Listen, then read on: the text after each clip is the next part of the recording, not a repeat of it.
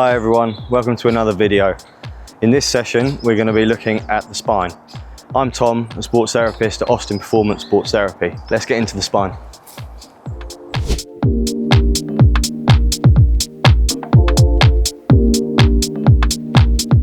So we're going to talk a little bit about the anatomy and physiology of the spine, specifically three parts of the spine: cervical, thoracic and lumbar. In the cervical, you have 7 vertebrae. In the thoracic, you have 12 vertebrae, also housing your ribs. And in the lumbar, you have 5 vertebrae. Now, coming down from the brain all the way to the bottom of the spine is housing your spinal cord, which has all your nerves coming down and branching out to their various destinations. Movements of the spine include forward flexion, extension, side flexion, and slight rotation.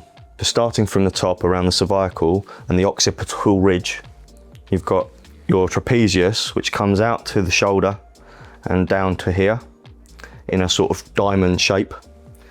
At the side of your neck, you've got your scalene muscles that attach onto the ribs. Coming here, we've got your rhomboid muscles, which are used for rowing. Coming down a little further, you've got your latissimus dorsi, which has like a pull down kind of movement.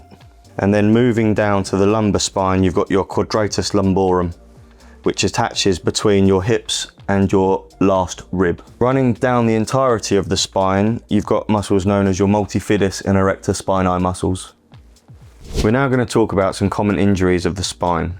So firstly, you can get herniated discs, which is where the soft disc slips into the spinal cord, compressing on the nerves. You can also get stenosis, which is a narrowing of the spinal cord, which can also cause pain on the nerves. You can fracture your spine, also known as broken back. In the spine, you've got natural curves. You've got your lordoses and your kyphoses. So in your thoracic spine, you've got your kyphosis, and in your lumbar, you've got your lordosis, and in your cervical, you've got lordosis as well.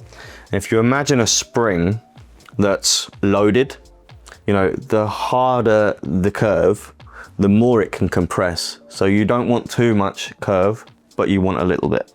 Some ways in which you can injure your spine might be from playing rugby. If you're a forward in the scrum and you're constantly compressing against an oncoming force, that can really damage the spine. Sitting at a desk or sat down too long for long periods of time, the posture can deteriorate, and therefore that can put a lot of pressure on the spine, causing some injuries, you know, deterioration and decompression of that spine. In more severe cases, you can get conditions such as scoliosis, which is like a curvature of the spine, which we don't want either.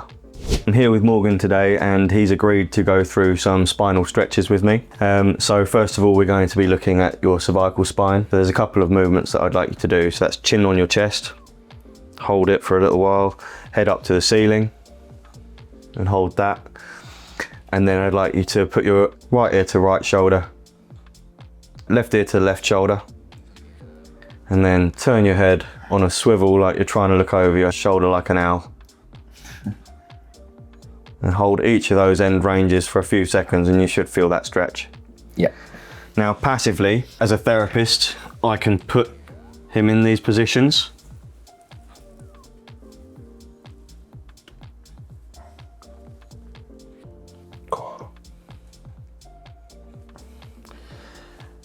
And when someone's passively doing it, they can just increase that stretch slightly. You can also do resisted. Okay, so if I ask you to sort of flex your head back, try and look up to the ceiling.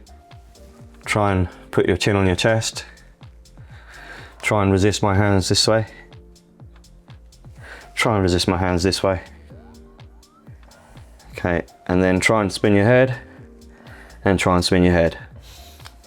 And those are active, passive and resisted stretches of the cervical spine. One way in which you can stretch out the back is by putting your arms forward into a bit of a stretch and really pushing. You can really feel a stretch on your thoracic spine. One way in which to do a resisted stretch, it's almost like an isometric stretch, where if you give yourself a bit of a hug and you're pushing forwards with your pecs, but you're also pulling back with your rhomboids, you know, you can feel both of them working, and that's a bit of a resisted kind of stretch. So now I'm going to get you into a cat-cow pose. So on all fours, you know, if you were to push your belly button all the way down to the floor and really try and get that curve in the spine. that U-shaped curve, and you can really feel that stretch in the lower back. And then into the cat pose, which is basically where you're pushing your ribs as high up to the ceiling, trying to get that stretch in the sort of thoracic spine here.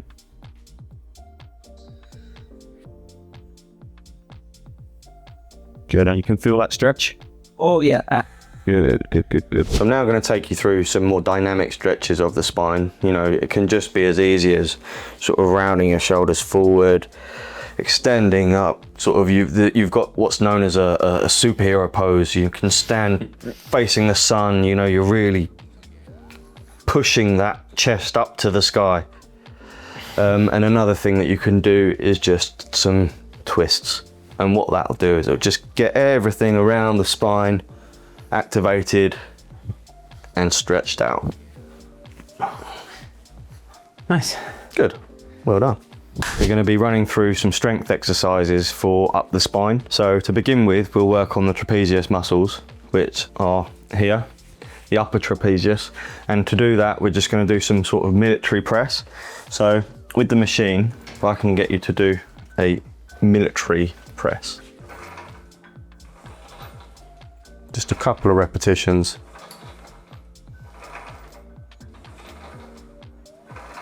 Good. And that will strengthen the upper trapezius. So while we've got the cable machine in this low down position, we're going to jump from the upper back to the lower back, and we're just going to do some side flexes, which will train the quadratus lumborum muscle in between your hips and your ribs. So if I can get you to lock that in up there and do some side flexions.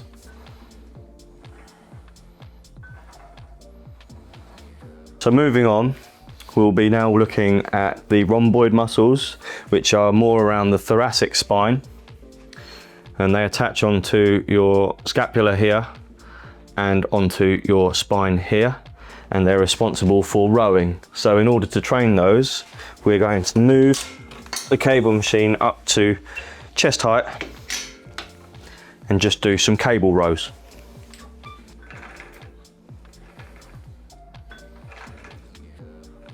And it shouldn't really be an arm movement. You should feel your scapula really squeezing at that back. You should, at that end range, you should really squeeze the scapula backwards.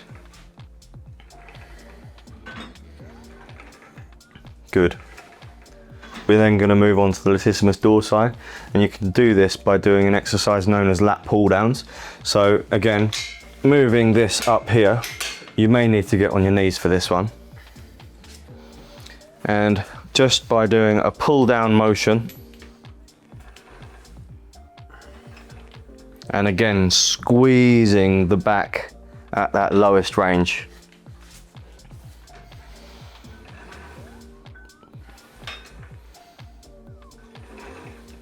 Good.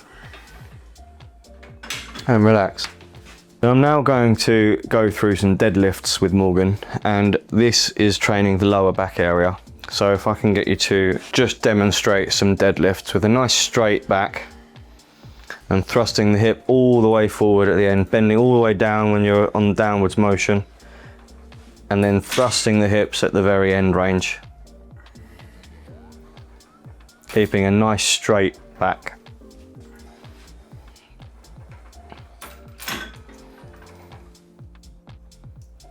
Good. So a great way of strengthening muscles in your neck is just using gravity, really. An average head weighs 6 kilograms. And so just by hanging your head off of a bed, or if you're on the floor just side lying like this, you can just do repetitions up and down, letting gravity do the work, and you're just doing repetitions of your head. Your head is the weight. And then if I can get you face down as well.